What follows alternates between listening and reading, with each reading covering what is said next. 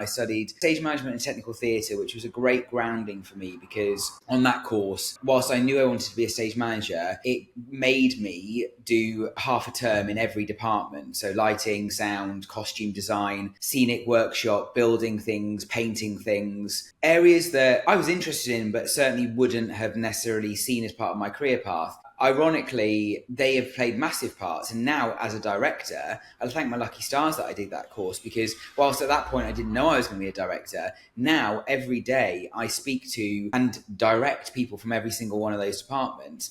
For me, it's always been about doing whatever you're doing to make sure that you can pay the bills and all that stuff.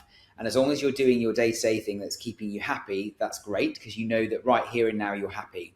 Every day job I've had has made me happy, but then I've always been thinking about what I could do in my spare time to further the next part of my career. Even now, 10 years on, we are now planning what the next 10 years are going to look like for Black Skull and for us and how that fits in with family and all that kind of stuff. If you're really passionate about something and you feel like you're onto a winner, don't wait for it to come to you. Go out and find it. I never even in a million years thought that we were creating something that would get me a BAFTA, but lo and behold, that was a really nice cherry in the cake. But I didn't even at the time we were just making the right choices that felt right for us and for Ukraine, and look what what we did, so that felt really good. And then I'd also add actually probably Jade at the Brits. That also was really special because coming back out of fatherhood, having had 2 years of kind of like part-timing, focusing on our family, you kind of feel like, oh, am I a little bit left behind? Like whatever, does anybody really want me?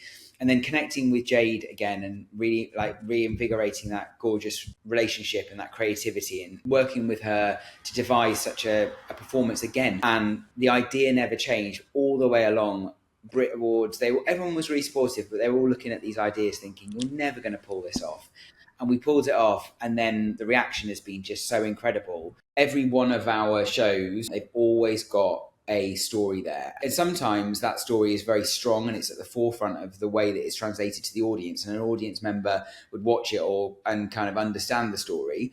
Sometimes that story doesn't even get told to the client, but we know we have it. And that means that we've always got an anchor. The most successful projects that we do are where we have an enduring relationship.